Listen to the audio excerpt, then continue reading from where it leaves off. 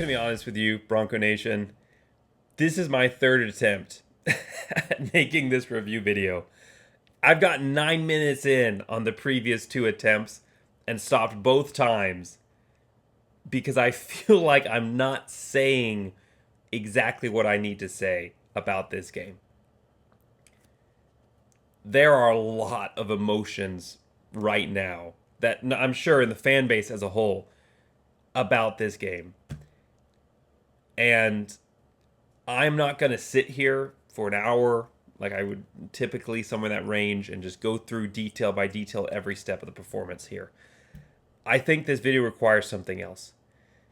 I think we need to sit back, reassess expectations, look at what happened in this game, we will still go through the offense, defense, special teams, the keys to the game, but from a much bigger picture, generally speaking, talk about what happened in this matchup, because there are too many mistakes to nitpick through in an hour-long plus video and break down in this format.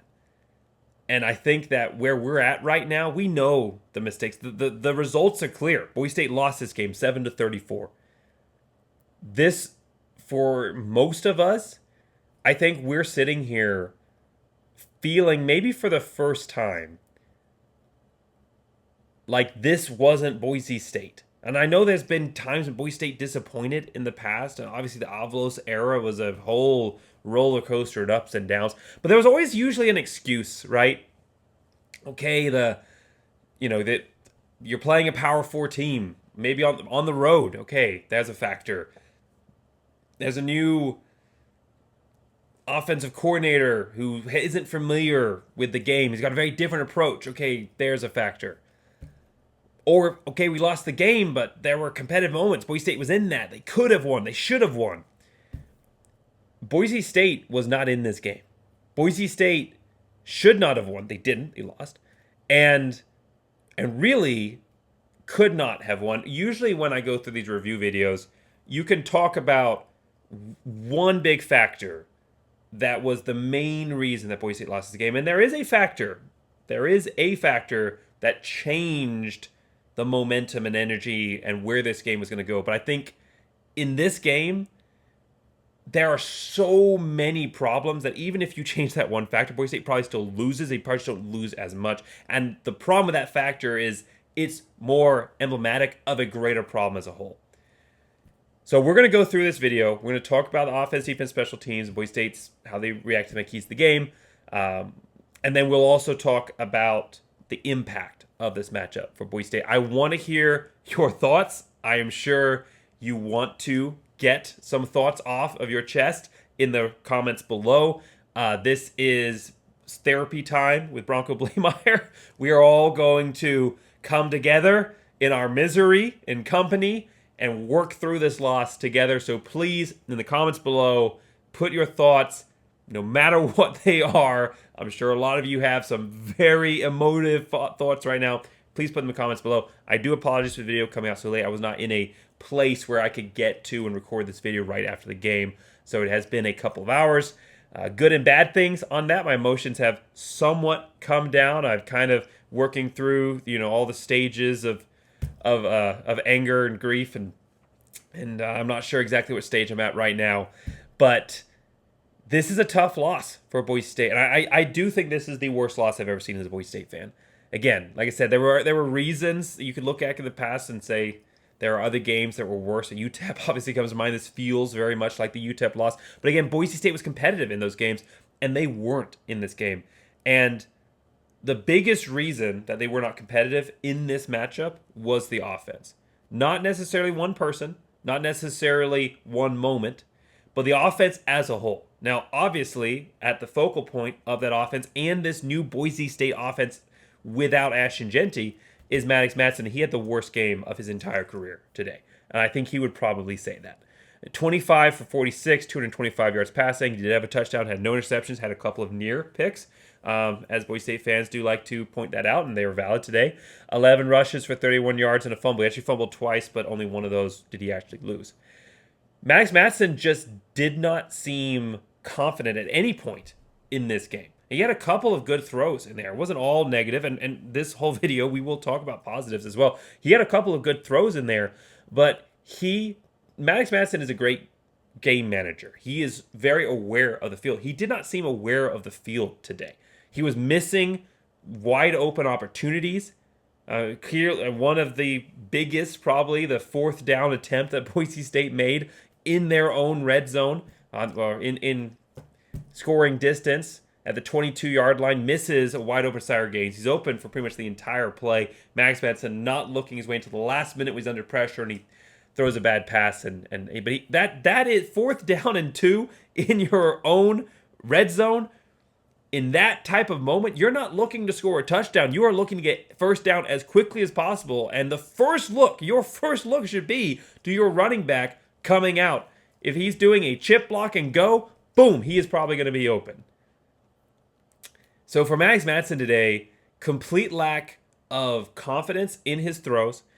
He didn't seem to know where he wanted to go with the ball. And I think that points to the fact that Boise State lacks that number 1 wide receiver. We knew that was going to be a factor. We thought that Matt Lauder and how much of a playmaker he is on this offense was going to help compensate for that. That did not seem to be the case. Matt Lauder was extremely underutilized in this game. Only 4 receptions for 35 yards. And Matt Lauder should have been the focal point of this offense. I mean, not Maddox Madsen, the focal point as far as playmaker, but as far as release of the football, it should have been first look, wide receiver, are they open? No, back down to Lauder. And he and the running back should have been used better. The screens, where were the screens? This offense that we saw today for Boise State looked very similar to the offense we saw last season.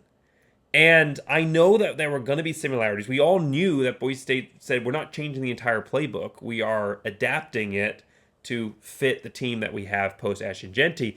But everybody said that Potter's an offensive genius. And he may be, but none of that was clearly on the field today.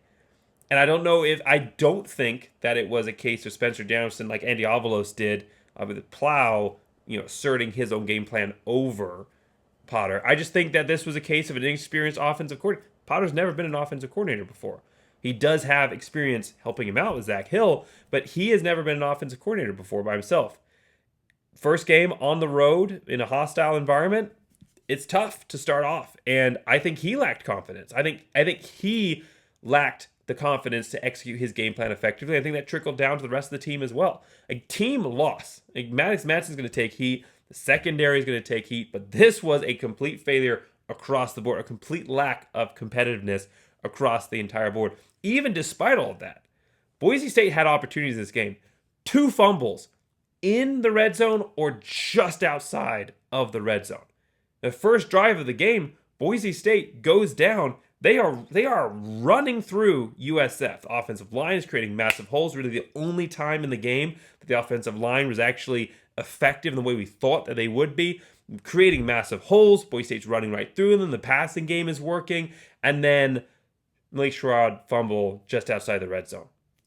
Okay, a couple drives later, Sire Gaines working his way down. He's had a couple of big runs. He's got a little bit of Ashton-Jeanty touch. He's a couple broken tackles. And then Sire Gaines fumbles in the red zone.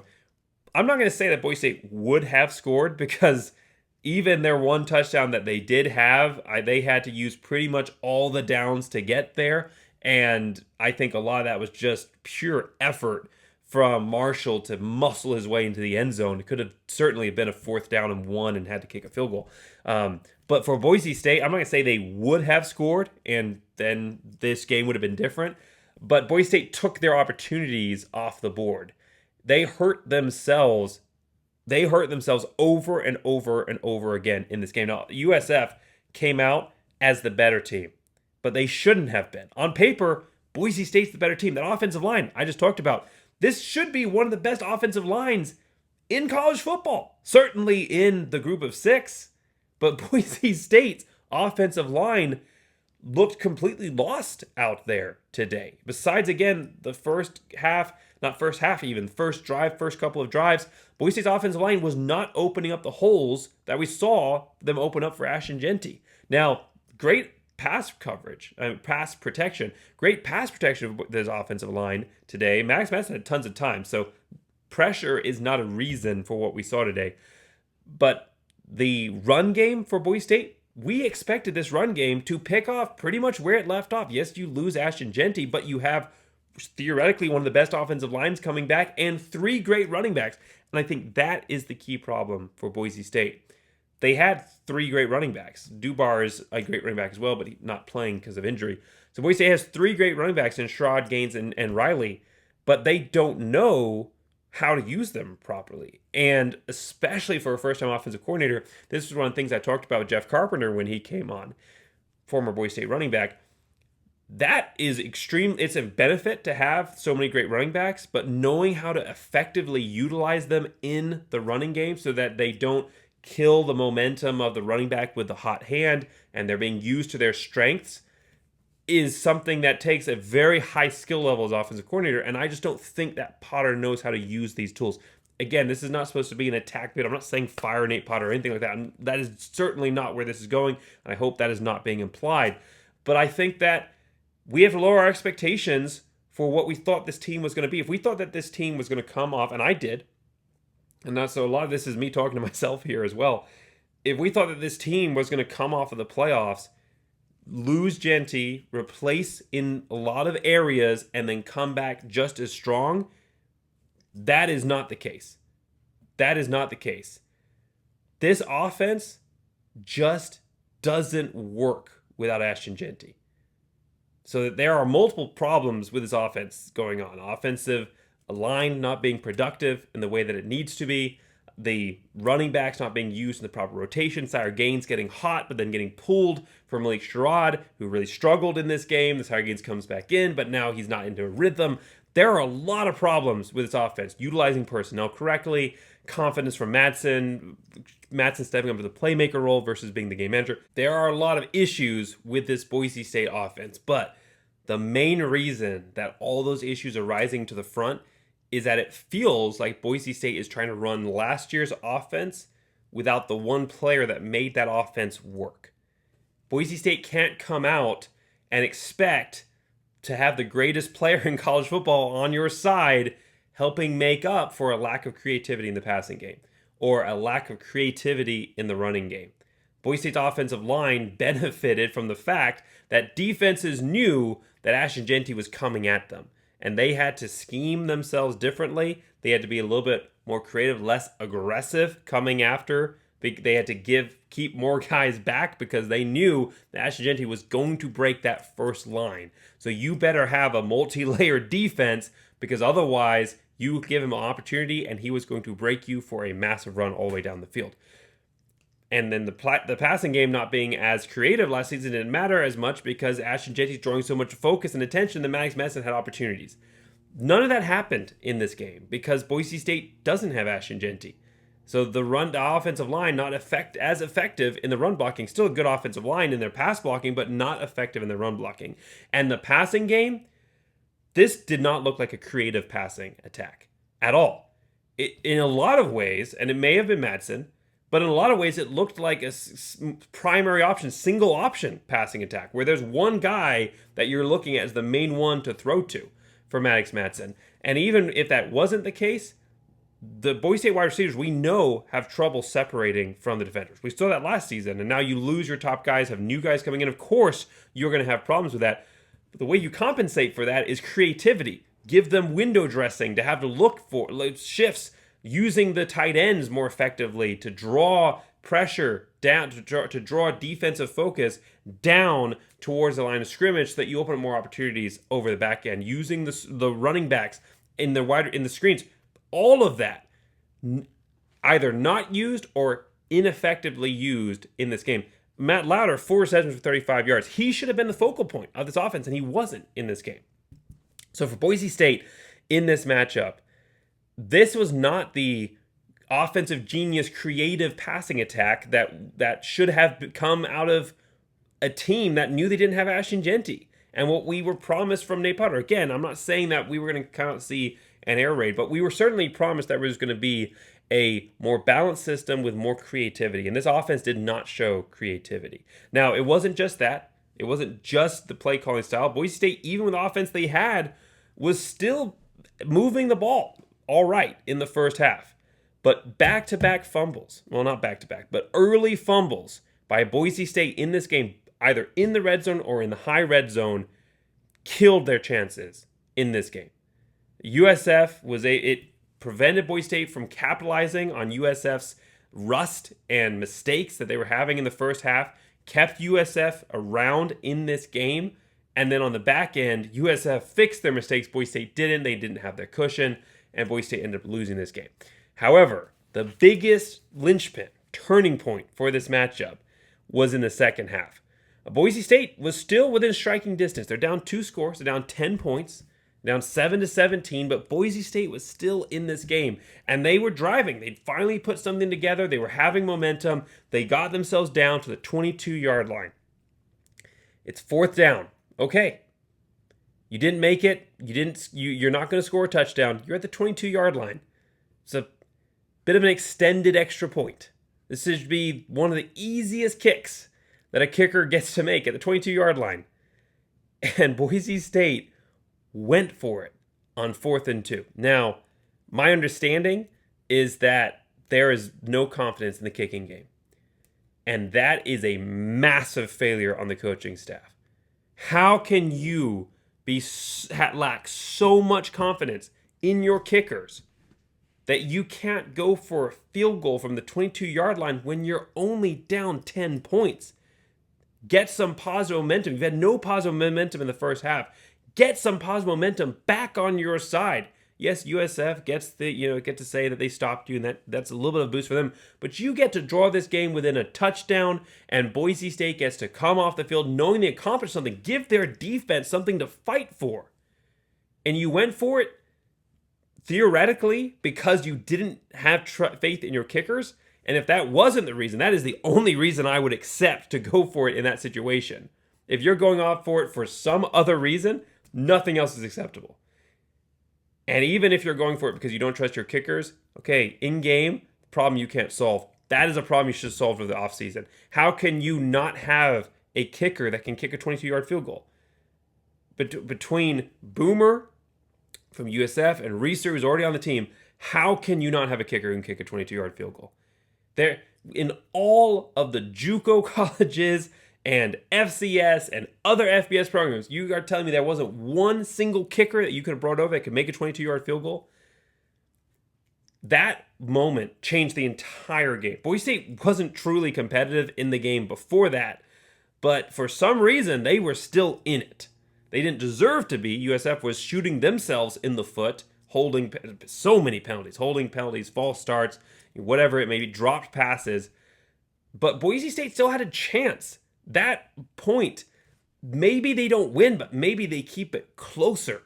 And maybe they do win. Maybe they have an opportunity.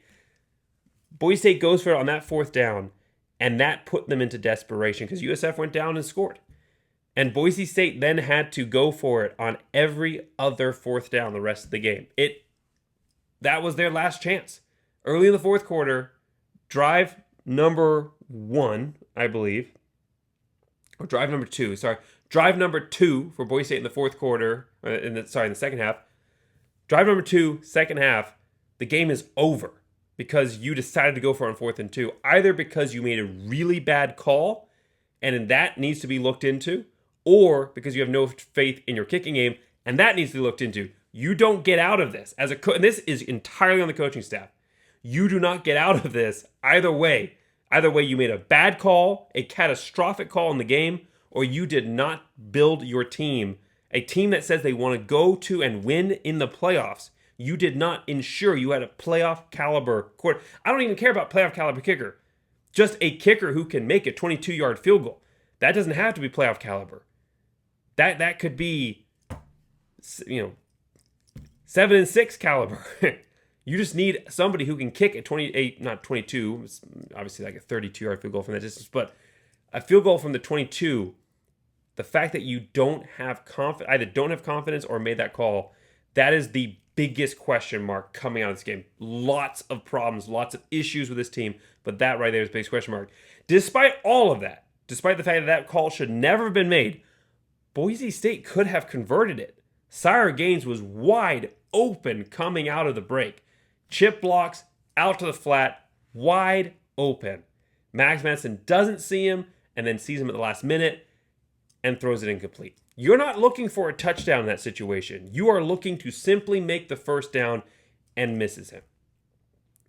And the whole game changed from that. Boise State having to go for it, multiple other fourth downs, incomplete, drops. The rest of the game goes as the rest of the game goes. That is the linchpin. Now, there were positives from this offense. I liked what Max Madsen did with his feet in the second half. I think Boise State didn't want to use his feet because they knew that there's not really anybody behind Madsen, and that's going to be a problem for Boise State fans that are saying, bench Madsen. There is nobody to go from Madsen right now. With the way that Boise State has developed during this offseason, there is nobody to pick up from Madsen right now. Madsen, this offense has to change. This offense has to change their style to fit the team that they have, not the team they had last season. Because this team lives or dies with Madsen right now. There's nobody else. Everyone else has left. There's nobody else on this roster who can play quarterback, and Boise State still have a chance at a successful season other than Max Madsen. Whether you love him or hate him, he is the only one who gives you a shot this season. And I know that there's very low confidence from what we saw in this game. But that's just the facts of the matter. Because you're not going to be able to throw in Cutforth, who's had no reps with the number ones, or very minimal to no reps with the number ones all offseason, put him in this system and have success. You're going to end up with the same record you would have with Max Madsen, except there's a chance that you can turn things around with Max Madsen. So for any of the fans that are calling for Max Madsen bench, it's too late. There's nobody else who can step in here. This was a concern that we obviously all have. It's a question mark. We'll get the keys to the game here in a moment, but can Max Madsen be the playmaker? Can he step in as the playmaker for Boise State when they don't have Ashton Jeanty? It was a concern I had during last season. Those concerns were somewhat nullified or solved. They kind of went away towards the end of the back season. I really liked what I saw out of him versus Penn State, but we didn't see Max Madsen versus Penn State in this game. We didn't see confidence. We didn't see him appropriately reading the field in the way that we have seen him do so in the past and being that playmaker. He had a couple of plays here and there, but Max Madsen usually steps up when the moment's the hottest, and he didn't today. And I don't think, and I want to say this as a fan, obviously I'm hoping not, but I also don't think, based on everything we've seen from him, that this is typical of Max Madsen. It's not. It is not typical of Max Madsen to play this way. But who knows in this new offensive system what is typical now? Because it's also not typical for Boise State's offensive line, at least the last couple of years, to not be able to open up holes in the running game. It's not typical for Boise State to not have a single running back go for over 50 yards. It's also not typical for Boise State to split the running game between three different running backs and all have almost the same amount of carries. 7 carries for Riley, 11 carries for Sherrod somehow when Gaines was the most explosive, and only 9 carries for Gaines. So how do you fix this offense? Well, you identify your playmakers. Your playmaker is Gaines. I'm not sure what you saw in camp in other areas, but what you saw on the field today is Gaines. Sire Gaines needs to be a primary focal point of the run game. I'm not saying that Sherrod and Riley and everyone else shouldn't have a role in this offense. I want them to, but Gaines needs to be the primary. 9 carries for Gaines, and he didn't even start, technically. Sherrod started at running back. Gaines needs to be the starter at running back. I think that's clearly established. Even though he made a mistake, so did Sherrod. Even though Gaines made a mistake, though, what you saw out of his potential, he has grown so much from last season. I don't understand how a player of that much playmaking potential only gets 9 carries in a game of this magnitude. I just don't understand that. And then the style in the offense, Boise State has got to create more opportunities in the passing game. The way you do that is through creativity. Giving them that window dressing, shifting your players around, a lot like what USF was doing, using your running backs more effectively in the screen, and please bring the tight ends into the game plan. I don't understand why they were not more of a primary focus in this matchup until a wide receiver steps up as that number one, or until that chemistry is built. Boise State should be utilizing multiple tight end sets and going after these teams with a focus on not just saying our players are going to beat you one-on-one, but we are going to use our flash creativity and trickeration to create those windows. Because Boise State right now, with the inexperience on the field for Boise State, just doesn't have the proven playmakers on offense that can go out and just perform by running what we saw today, which is very much a vanilla offense for Boise State. So overall grade for this offense, solid F. There were some positives here and there, but overall, solid F for Boise State offensively. Now, the defensive performance for Boise State, very, very bad. Yes, off the bat, very, very bad. 372 yards of offense allowed overall, 255 yards passing, 117 yards rushing. However, not, I think, the main reason that Boise State lost this game. They're going to draw a lot of the ire, but I think Boise State's offense put them in a bad situation. Having said that, the tackling was the worst tackling I've ever seen out of a Boise State program, and one that Spencer Johnson, I think, has to answer for. The level of preparedness coming into this game, as I mentioned before already, really showed up in the tackling for Boise State. I haven't seen a Boise State team tackle that bad in a very, very long time, maybe ever. It looked at times like USF was out there on freshman mode in EA Football 26. This was a terrible, terrible performance when it came to tackling the open field. Yeah, secondary gave up some long balls as well. That is a concern, but my biggest concern is how Boise State defended in the open field. Their tackling fundamentals, completely unacceptable. Now, again, part of that is as the game goes on and you continue to get worn down, the offense can't improve, and USF is taking shot after shot after shot. It wears you down. And when you don't have that momentum on your side, you're losing the mental game as well. That is going to play into it. You become a little bit more desperate. You got to trying to hit in ways that you're trying to maybe jar the ball loose versus actually trying to not safely, but bring the player down to the ground in the most effective means possible. All of that adds up. And so if Boise State's offense is more effective in this game, maybe the tackling is a little bit better. And the tackling in the first few drives was actually pretty good overall.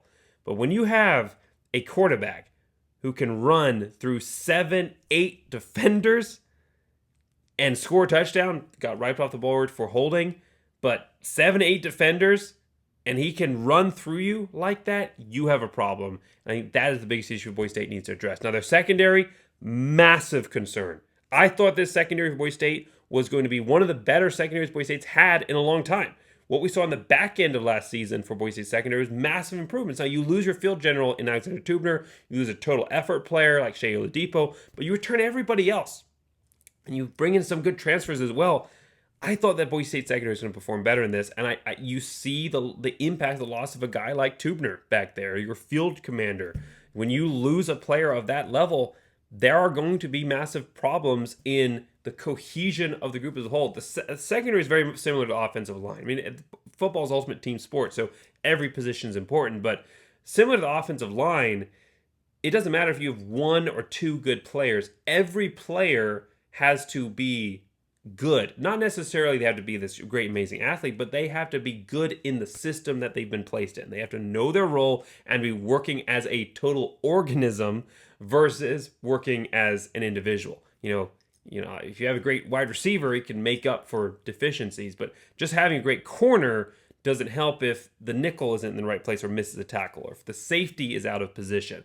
You have to work as a total unit. And I expected some early rust in this game, but Boise State's complete lack of ability to adjust and fix the problems that continue to raise their head as this matchup went on in the secondary, that was extremely troubling for me in how Boise State prepared for this game and how the coaching staff was able to coach and develop in-game.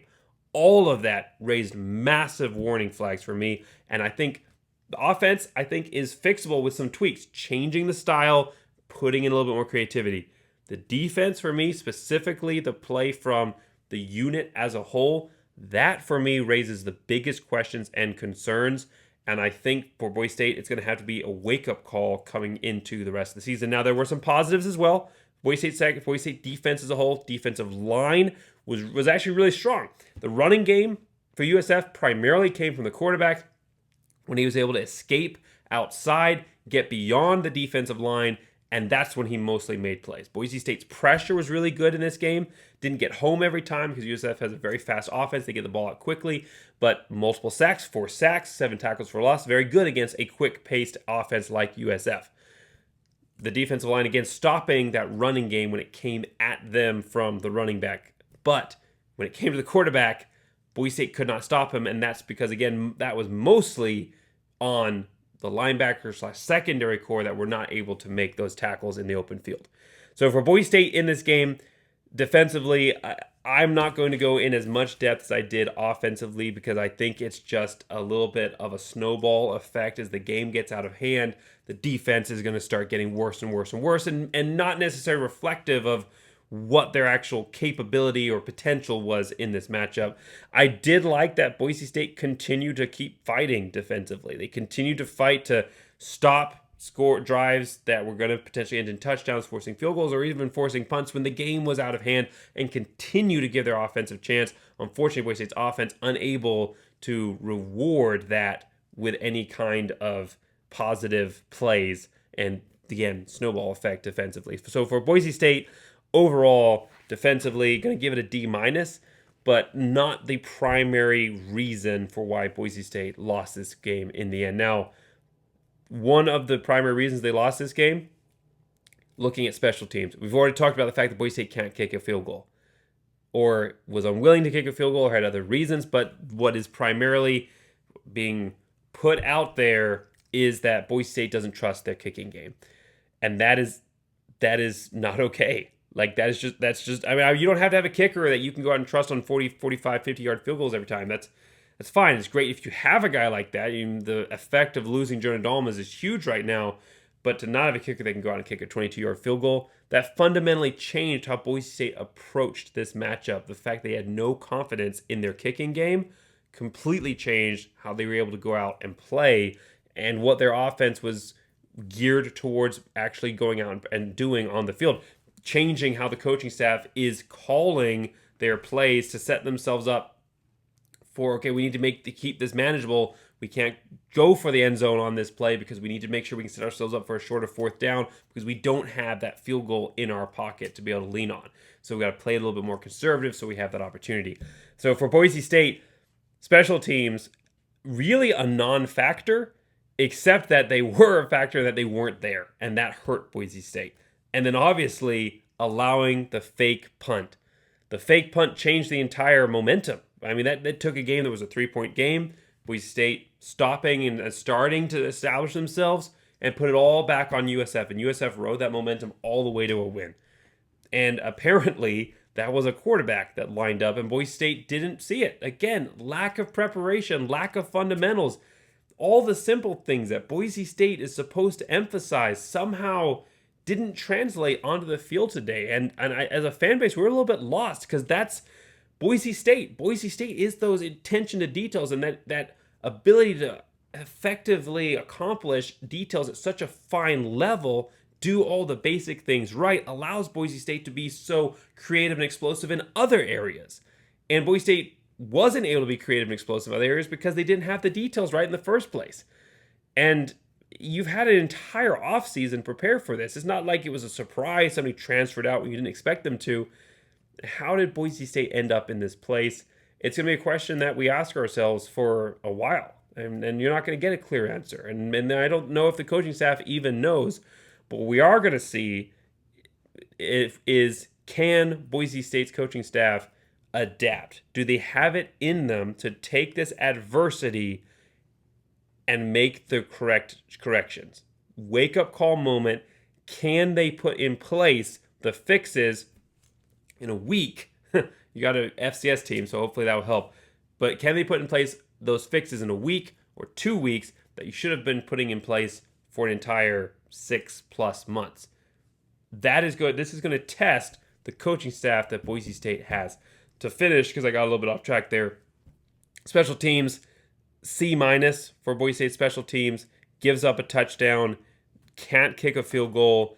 The one redeeming factor, the punting game was actually decently good today. 4 punts for 47.8 yards, so I was actually pretty happy with that. Returning game, not a factor in really any sense. They did give up an 8-yard punt return, but overall they didn't allow any massive returns. They also didn't return any massive returns themselves. So basically a non-factor in every sense, except that they were not just a neutral non-factor, they were a detractor from Boise State's potential on the field today.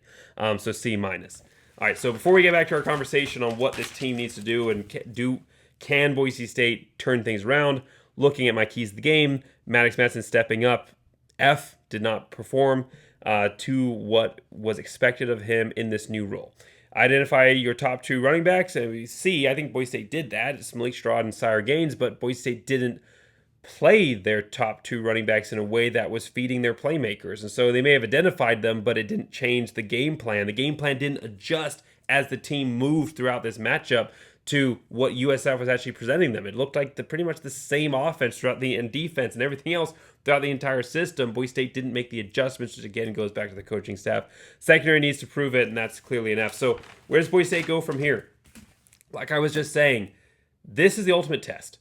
This right here is the ultimate test of this coaching staff. Boise State brings in Spencer Danielson.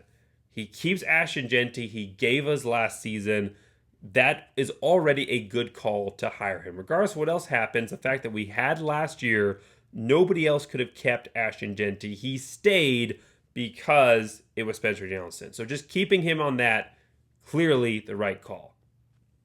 He's done a lot of good things to keep players around this program and recruit quality guys and build things up. And so I'm not attacking Spencer Danielson as a coach for Boise State. I am criticizing his preparation for the team in this game, but I'm not saying that he needs to be fired or he's the wrong choice or anything like that. So I want to make sure that's very clear. But he's not been tested. He's not been tested. Boise State had a great year last year. When he came in as the head coach for the interim head coach, they had a great year then. Boise State turned things around. They won one Mountain West championship. They didn't have a quarterback. When they played a bowl game, okay, you don't really expect to win that, and they didn't, but they were competitive in that game. Go in all of last year, you win every game except Oregon when you should have won that game and you didn't, but you come away feeling pretty good about that. That kind of motivated the team to say, hey, we can do this. Go all the way through. Penn State, you lose, but you got there, and overall it was a competitive game. This is the first challenge for Spencer Danielson in his entire time at Boise State so far as a head coach. Obviously, he was there during Alvaro as a defensive coordinator. But in that position, at the top, the whole team is now looking to him, coach, how do we fix this? The whole team is asking themselves these questions. A lot of things I talked about right now, they're going to beat themselves up more than anybody in the fan base can. And I hope the fan base knows that. The last thing that these players need is anybody to go out attacking them or saying this guy is horrendous and why is he even on the team? And obviously there's room for constructive criticism, but that is not what these players need, is attacks and negative and toxicity. So negativity in a constructive sense is fine, but toxicity is not, and knowing where that line is very important for the fan base right now. But they're going to be beating themselves up. They didn't look like Boise State, and they are in an identity crisis. Not just because of how they performed, but what does this mean for them? Where do they go from here? What's the end goal? The playoffs, still technically a goal for Boise State, but I said that this game was the most important game of the Mountain West and American Athletic Conference's seasons. As a conference structure, this was the most important game, because it is going to lay the foundation for comparison between those two conferences. There's not a lot of opportunities throughout the rest of the season for those comparisons to happen, not in a way that benefits Boise State. So even if USF doesn't go and wins the American Athletic Conference, somebody else in the American Athletic Conference is going to beat them, and one of those teams is going to win the American Athletic Conference, and then they will have a win against the team that crushed Boise State. So it's going to be very challenging, even if Boise State wins out. And that is a big if. They have a lot of things they have to fix to do that. They are still going to have a loss versus either the American Athletic Conference champion, if it's USF, which I'm not predicting, or a team that beat USF who beat them. And that's going to be tough. And they're probably going to need an American Athletic Conference team to have 3 losses, maybe 2 depending on who they are, but 3 losses for Boise State to have a chance in this season. So how do you motivate a team when their goals no longer seem to be in their control? Even if Boise State wins out, it's not truly in their control now. The spotlight is going to be out there. It's going to be off of them. The media narrative they were writing that positive is gone now. How do you recover from that? And on top of all of that, you have so many things that you have to fix right now that you're trying to address mentality and culture while at the same time trying to fix fundamentals while changing key factors to be more successful going forward when it comes to more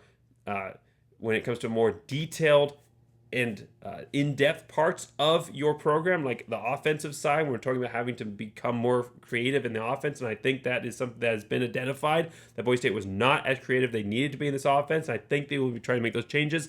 But how do you do that when you have everything else that you're trying to put together? This is the ultimate test of Spencer Danielson and the head coaching staff.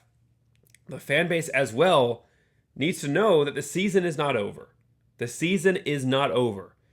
The playoffs are still possible. Even with a loss to Notre Dame, they are still possible. A lot of things will have to probably happen outside, but they're still possible. But beyond that, Boise State, every team, but especially Boise State, doesn't exist in a single timeline of one season. Boise State builds and programs build on seasons to create an overall record that then elevates them to success. The Fiesta Bowl team of 2006 didn't have one great year. They had a bit of a down year in 2005, but they had a great year in 2004, 2003, 2002 that elevated them up to being able to have the culture and the players and the experience to go out and win a national championship, but to go out and win the Fiesta Bowl. Same thing for the 2009 team. Same thing even for 2024. 2024 program was built on the experiences from 2023. And I don't think we're going to go out and have a 2023 season. I think this team is going to make the adjustments. They have a great rebuild opportunity versus Eastern Washington. But this may not be a team that gets in the playoffs this year. That doesn't mean the season's over. This is a very young team. Most of the players on this roster will be back next year, assuming transfer portal, and you can't, control that. But they have eligibility to be back next year. So this is about building a culture. This is year 2 for Spencer Danielson. Year 1, you're working with a lot of the previous team's guys. Year 2, you're starting to put your guys into effect. Year 3 is the prove it point. I think Boise State can still have a strong season this year, but the fan base needs to be aware that that doesn't necessarily mean they end up in the playoffs, and that's okay. Boise State can still build this year towards a season in their first year in the Pac-12, which is going to be all important for establishing Boise State in this new phase of their school's history. And so the season's not over in the short term, and it is certainly not over in the long term as Boise State builds and develops this program, this unit, and this core that they are going to be using to launch off of for 2026 and beyond. So for Boise State fans, what I would just say to you is stick with this program, continue to have confidence in them, allow the emotions to subside. Please, in the comments, put all the things you wish you could say on Twitter. You can put them in the comments here.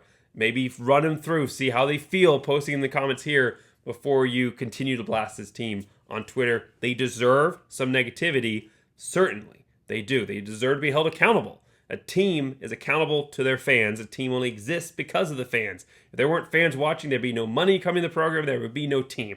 And so fans need to hold their teams accountable, certainly.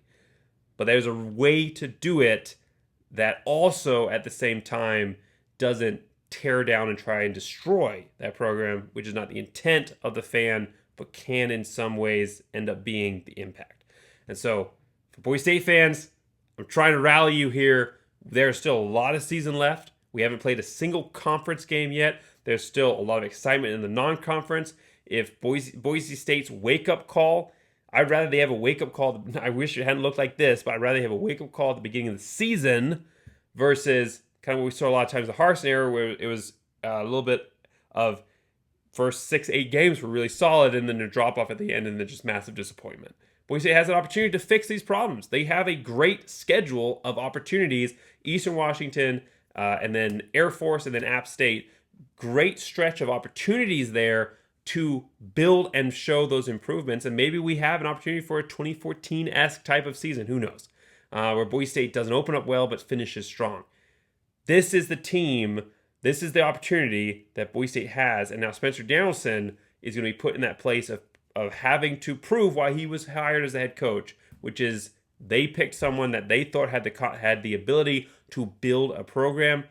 You build your programs on your failures. Yes, on successes as well, but the biggest learning, the biggest opportunities for cohesion come from unit failures.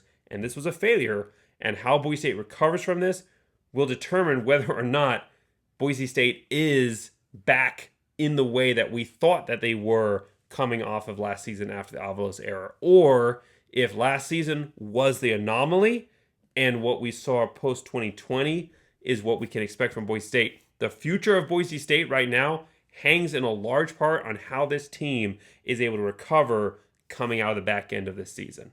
Coming through the rest, it's not the back end, the first week, coming through the rest of this season. So, thanks for watching this video. Please let me know your thoughts below. I apologize. This was a little bit more disjointed, disoriented.